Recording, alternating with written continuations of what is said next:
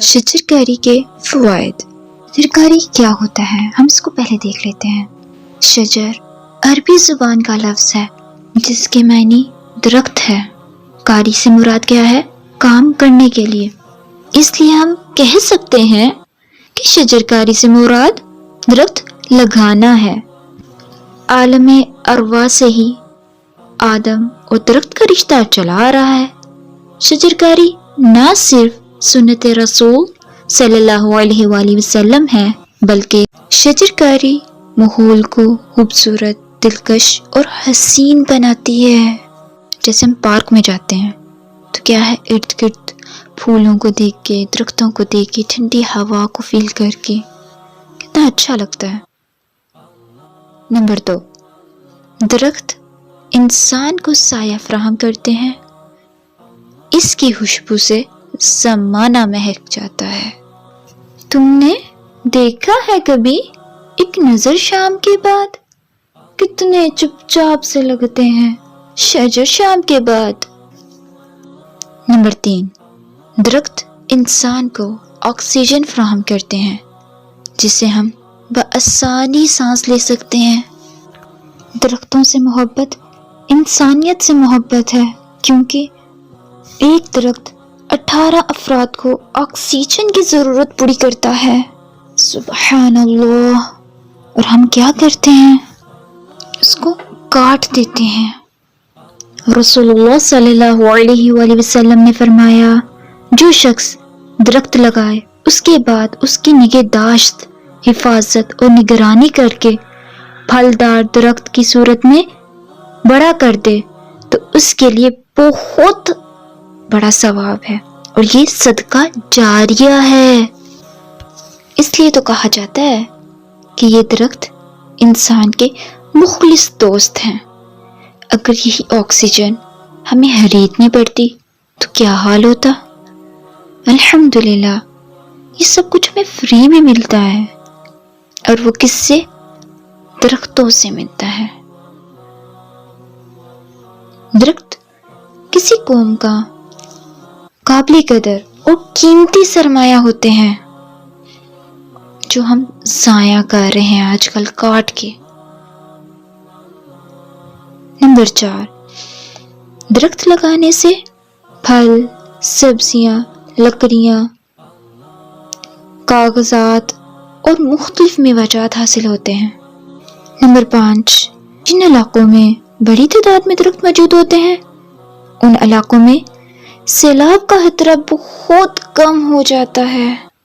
Number 6، درخت کی جڑیں نہ صرف خود اضافی پانی جذب کرتی ہیں بلکہ مٹی کو بھی پانی جذب کرنے میں مدد دیتی ہیں، جس کے باعث پانی جمع ہو کر سیلاب کی شکل اختیار نہیں کرتا۔ ہم سیلاب سے بچ جائیں گے درخت لگانے سے۔ نمبر 7، درخت کی جڑیں زمین کی مٹی کو روک کے رکھتی ہیں، جس کی وجہ سے زمینی کٹاؤ یا لینڈ سلائڈنگ نہیں ہوتی۔ بارش ہونے کی وجہ سے کیا ہوتا ہے کہ مٹی وغیرہ، کچرا وغیرہ پانی کے ساتھ بہہ رہا ہوتا ہے، مگر درخت ان کو روکتا ہے، مٹی کو ہولڈ کر لیتا ہے، اس کو جانے نہیں دیتا۔ کتنا فائدہ ہے۔ 8 سٹیپ کیا ہے؟ درخت قحط اور خشک سالی سے بھی بچاتے ہیں۔ یہ اپنی جڑوں میں جذب شدہ پانی کو ہوا میں خارج کرتے ہیں اور بادلوں کی تشکیل میں بھی مدد کا باعث بنتے ہیں۔ الحمدللہ۔ نمبر 9، درخت مسلسل مٹی اور زمین کو پانی فراہم کرتے رہتے ہیں، جس سے زمین بنجر ہی نہیں ہوتی بلکہ اس کی زرخیزی میں بھی اضافہ کرتے ہیں۔ نمبر 10، درخت شور کی آلودگی میں بھی کمی کرتے ہیں۔ یہ کسی جگہ پر موجود شور آوازوں کو بھی اپنے اندر جذب کرنے کی صلاحیت رکھتے ہیں۔ الحمدللہ۔ اس گاؤں وغیرہ میں جاتے ہیں تو وہاں پہ شور کم ہوتا ہے، اور جیسے ہی شہر کی طرف آتے ہیں تو کیا ہے، ہارن، دھواں اور یہ سب کچھ کیا ہے، ماحول کو خراب کر رہا ہوتا ہے۔ تو الحمدللہ یہ آلودگی سے بھی بچاتے ہیں، ماحول کو صاف رکھتے ہیں، ہمیں آکسیجن دیتے ہیں، شور کو کنٹرول کرتے ہیں، زمین کی زرخیزی کا سبب ہے، سیلاب کو روکتے ہیں اور قحط سالی سے بچاتے ہیں، ہمیں اناج دیتے ہیں، فرنیچر اپنا بناتے ہیں۔ ایک درخت سے ہم کیا کیا کام کرتے ہیں، تو آج ہم معاشرے میں کیا کر رہے ہیں؟ درختوں کو کاٹی جا رہے ہیں۔ اگر ہم درخت لگا دیتے ہیں تو حفاظت ہی نہیں کرتے تو اس درخت کا کیا فائدہ؟ نمبر 11، درختوں کی موجودگی تناؤ اور ڈپریشن کو کم کر کے لوگوں کو ذہنی اور جسمانی طور پر صحت مند بناتی ہے، جبکہ درختوں کے درمیان رہنے سے ان کی تخلیقی کارکردگی میں بھی اضافہ ہوتا ہے۔ کتنے فائدے مند ہے۔ سبزہ دیکھ کے انسان کی ذہانت بڑھتی ہے، انسان کو سکون ملتا ہے، تناؤ ختم ہوتا ہے، ڈپریشن ختم ہوتا ہے، تو ہم اسی سبزے کو کاٹ رہے ہیں۔ نمبر 12، درخت گرمی کی شدت کو کم کرتے ہیں اور گلوبل وارمنگ کو کنٹرول کرنے کے لیے بہت ضروری ہیں۔ ایک تو پیڑ ہی صحیح، کوئی خیابان نہ صحیح، اپنی نسلوں کے لیے کچھ بچایا جائے۔ نمبر 13، درخت چرندوں، پرندوں اور متعدد حیوانات کا مسکن بھی ہے۔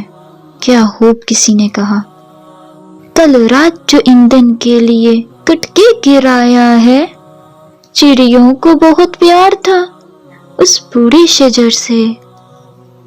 نمبر 14، درخت ادویات کا سب سے بڑا منبع ہے، یعنی کہ اس کی جڑی بوٹیوں سے مختلف ادویات بنائی جاتی ہیں، تو یہ انسان کے بچانے کے بھی کام آتا ہے۔